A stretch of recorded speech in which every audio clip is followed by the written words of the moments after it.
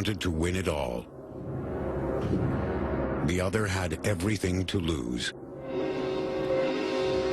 Together, their nuclear missiles brought the world to the edge of annihilation. The island of Cuba becomes the center of the world. Fidel Castro says the Russian missiles are for defense, but for others, they are a deadly threat.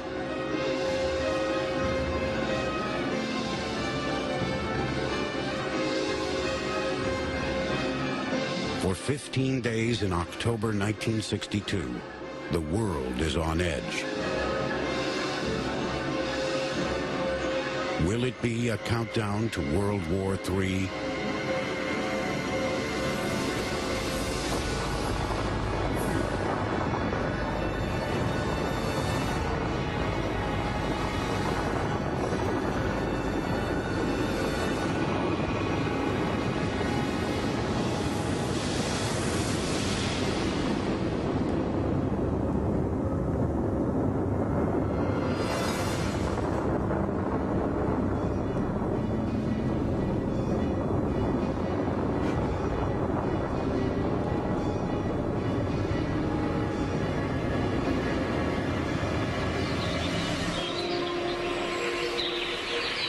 Nikita Khrushchev, now retired, has time to relax and enjoy nature.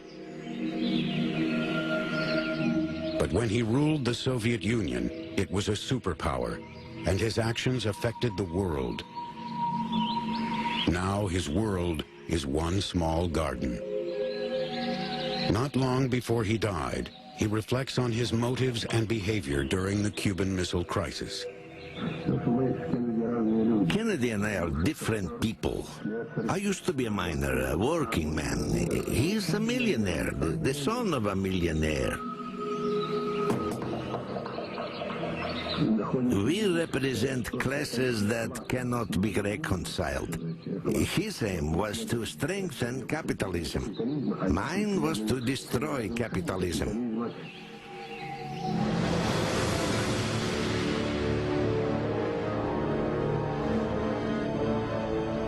The planet Earth, 4 billion years of life. And for the first time, mankind has the ability to destroy it all in one blow. In 1962, the world is divided between East and West. A balance of terror exists in the competition over atomic superiority. A Cold War so far.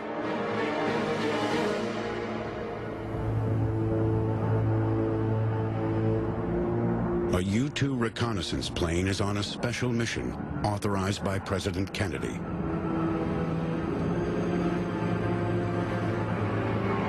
In the cockpit, Richard Heiser. I knew it was an important mission because I had 2 generals, Air Force generals out there to brief me on the missions. The target, Cuba. They were pretty well convinced of what was going on, a lot of the people in the intelligence community. But to be able to prove to the people who were not intelligence people, it took a picture. Show me a picture. A suspicion based on reports that Soviet nuclear weapons might be based on Cuba, with missiles aimed at the United States. Major Heiser is a photographic reconnaissance specialist. With this Ka-18 strip camera, he can take thousands of photos in a couple of minutes from 12 miles overhead. It's a risky undertaking for the pilot. I was briefed that there was a possibility or a probability that I'd be fired at. The mission was designed to fly as high as I could fly, maximum altitude. And I think any U-2 pilot will tell you that from the time they push the throttle forward on takeoff, the adrenaline shoots. The adrenaline shoots until you land.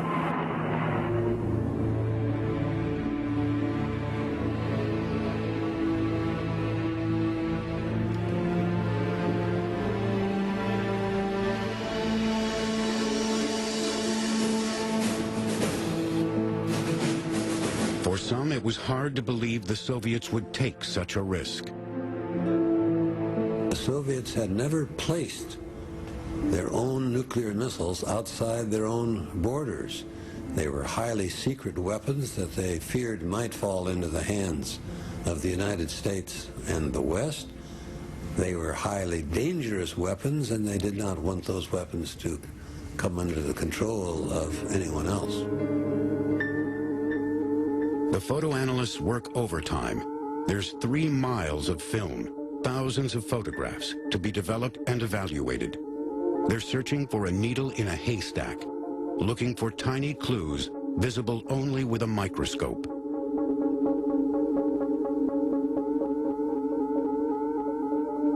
One of the scanners noted that there was changes in the San Cristobal area.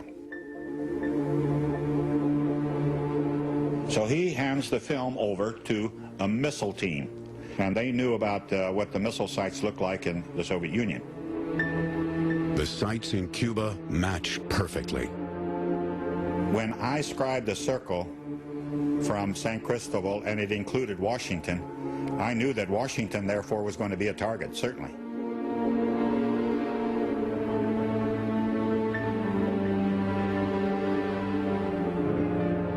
No doubt about it. I knew that this was going to be not only historic, but possibly a confrontation between the United States and the Soviet Union. These pictures will change the world.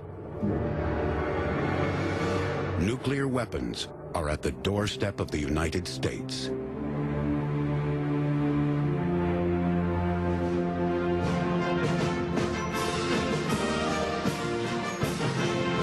The President of the United States still doesn't know about the photographs.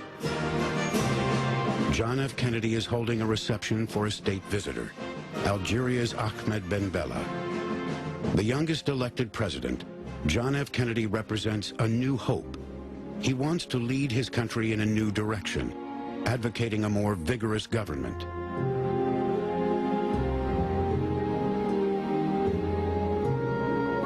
Along with his wife, Jackie, he represents a new generation in America.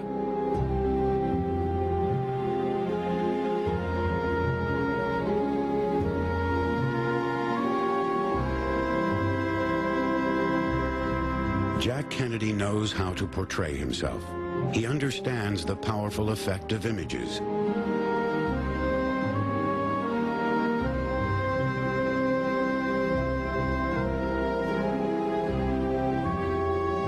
And how to win people over.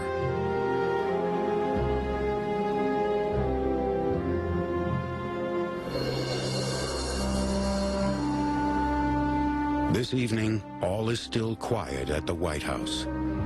Now, it just so happened this was election period, and the president was upper New York state campaigning, and he wasn't going to get home until later that night. George Bundy decided that let the president have a good night rest, and then we'll tell him.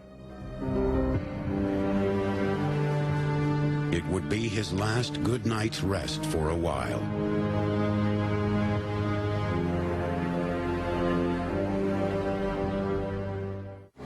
On October 16th, the race against time begins.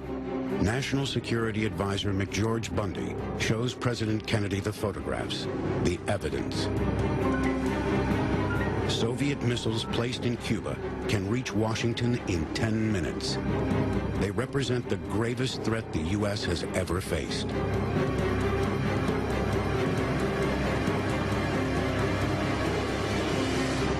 Total shock. Why in God's name would the Soviets do such a thing?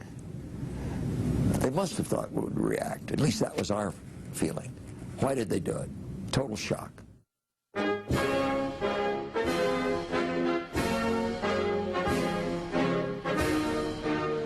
The Kremlin.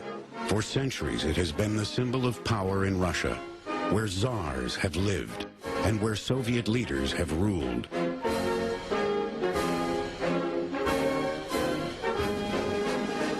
On some occasions, the public is let in to meet their leader, like this reception for workers and farmers from the Ukraine.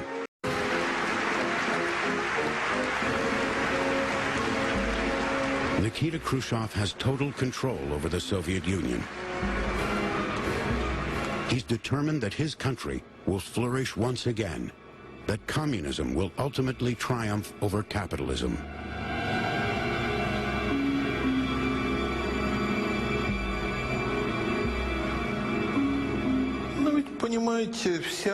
You know, the whole crisis was really due to the fact that the USA did not want to recognize the Soviet Union as an equal player.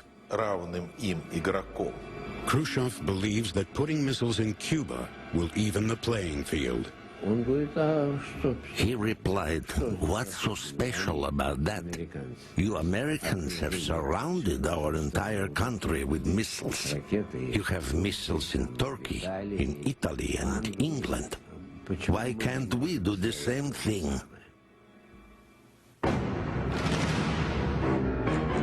45 American nuclear Jupiter missiles positioned in Turkey and Italy are close to the Soviet sphere of influence.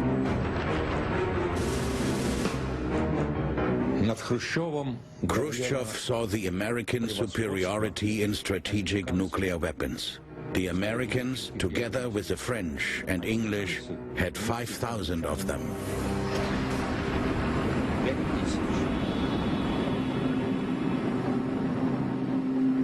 And we had 300 nuclear warheads.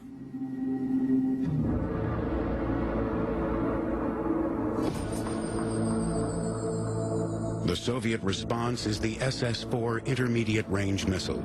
It's part of the plan to achieve parity with American missile capacity.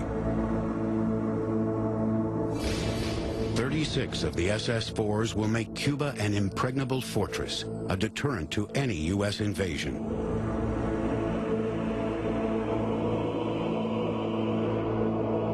Six missiles with nuclear warheads, each missile as powerful and deadly as 66 of the bombs dropped on Hiroshima.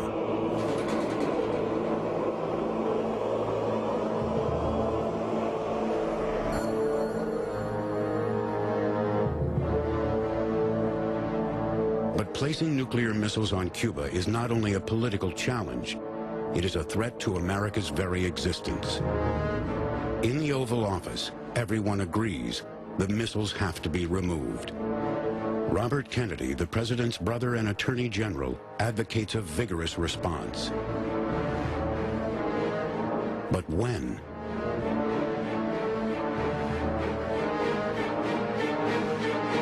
We had a time advantage as long as the Soviets did not know that we knew.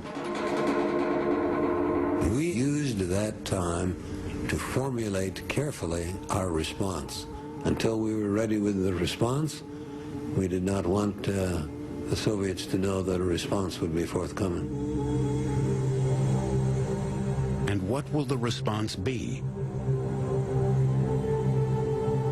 Is any response possible that doesn't rely on arms and lead to war? Is a peaceful response possible in the midst of the Cold War? A response that doesn't involve America backing down or appearing weak? A response worthy of a great power?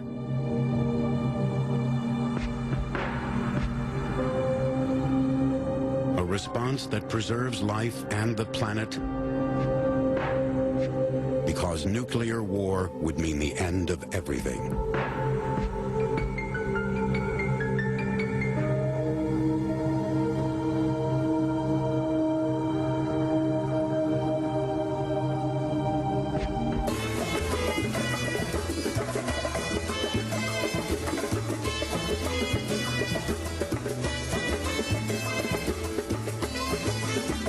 Castro and Cuba appear confident. Havana has broken off all ties with the United States, the imperialist arch-enemy across the ocean.